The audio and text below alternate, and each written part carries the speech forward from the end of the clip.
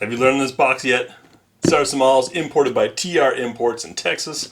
This is going to be the CM9 Gen 2, coming up next on GBGuns.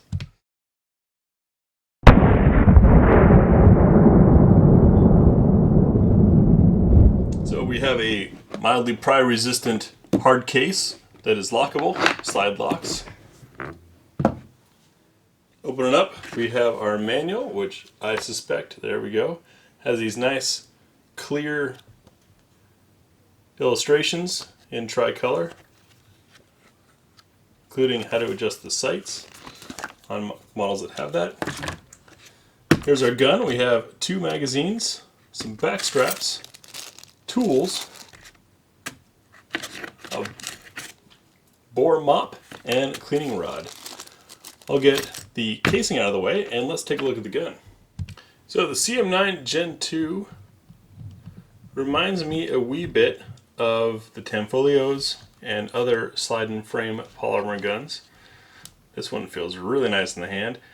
We'll show clear first and then take a look around the gun. See what we do have ejection.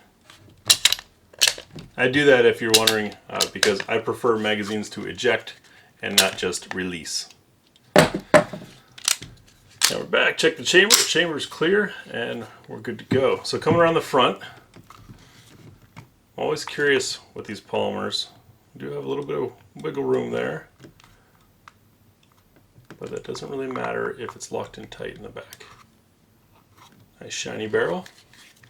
We have some rail space underneath. I've also noticed that we've got the serial number on the frame, on the slide, and on the barrel.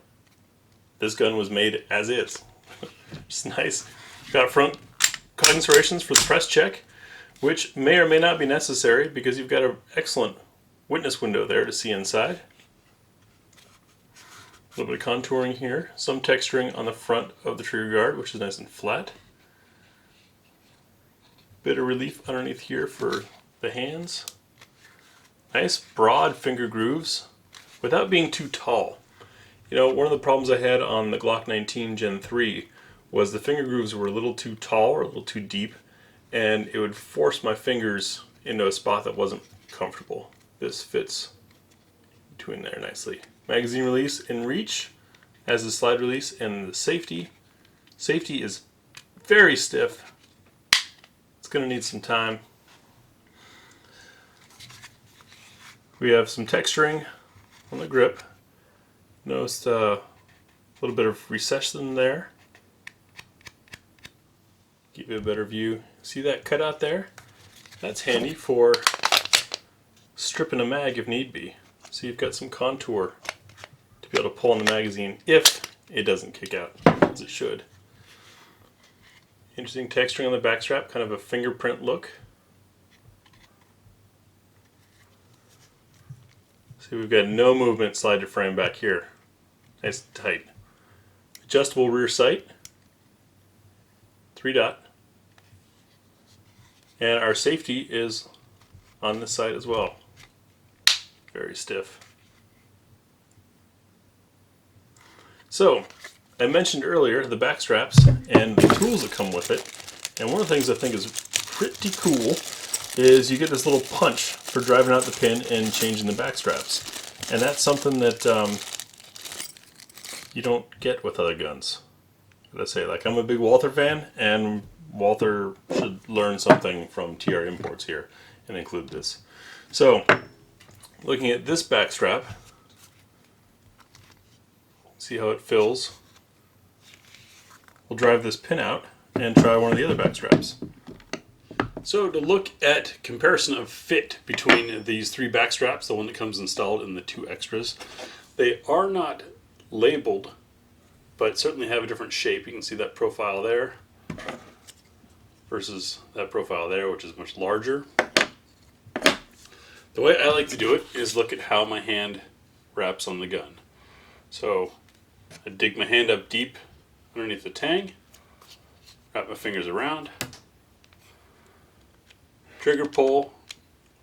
It is an easy reach, of course. I have long fingers, but I can rest my finger at that magic golden spot halfway very easily and still get to the controls with a slight shift and my grip for the slide release. Let's drive this out and try the next backstrap. We've swapped now to the smaller of the backstraps, and you can see immediately how much thinner this looks. I will say that punch is a wee bit large in diameter, and was quite a bit of work. By just grabbing a smaller punch out of my toolbox, it was a whole lot easier. So with this much thinner grip, let's see what our length of pull looks like. So immediately you can tell my thumb is able to get to the controls much easier. And I can still place my finger in an appropriate spot for the double action. Single action, I do have to bring my knuckle out a little more. For comparison's sake, let's take a look back at that original strap.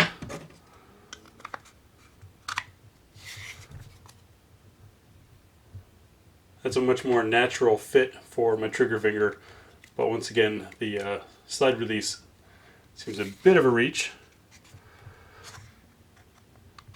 Pull this out and put the larger one on.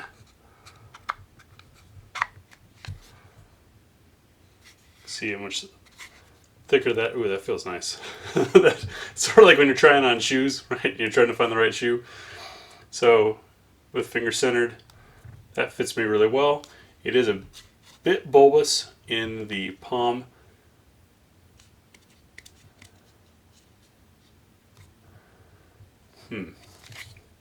So it's something that you've got to just try and experiment with before you find out which one works best for you. What I would recommend doing is driving the pin out, leaving the pin out, and going to the range and trying it that way. Which is what we'll do when we take this to the range and see which one fits me and which one fits Erica best. And of course we've got to go over how the trigger feels on this.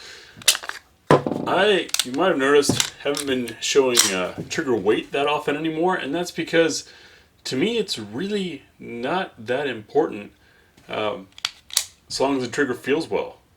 You know, I've got triggers that weigh 8 pounds, but I can shoot really well with them because they're smooth.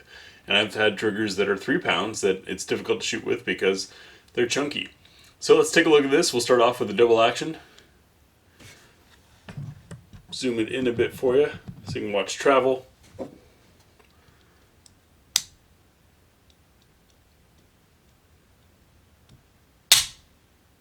So we had 2 points of kind of friction there. Most likely safety's being involved or stuff that just needs to break in a little. Right there, which is when the hammer gets to the half cock. And right back here, just kind of slides through.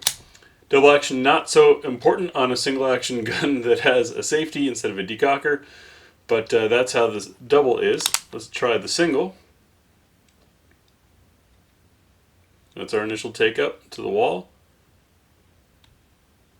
Little creep afterwards, then it breaks. So, bit of a, I guess you could say, false wall there, and then it rolls after. Pretty smooth. Let's see what the reset's like.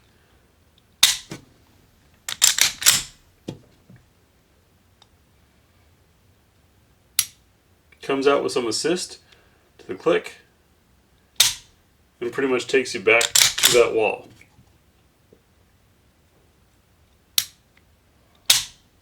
So appropriate for a fighting gun. I'm looking forward to trying this thing out. It's got a lot of features wrapped into a very affordable gun. I love guns like these because they make the big boys, you know, some of the big brands that everyone knows, keep on their toes and keep advancing. Because from just looking at this tabletop, there's a lot in the CM9 Gen 2 that rivals much more expensive guns or exceeds some of those more expensive. And now, of course, for the field strip. So after check and clear, this is very similar to the CZ type designs in that we have these divots here which have to be held parallel, and then you push on this end of the takedown pin. These can be tough on a lot of guns, and so what I like to do is use the magazine, get those lined up, thumb through here and pinching. And then on the back side, give it a whack with a magazine. That's popped it loose. See that? Now we can pull this pin out and bring the slide forward. So let's take a look inside the frame first. Nice clean construction. Those of you that are CZ guys can tell me if this looks similar or not.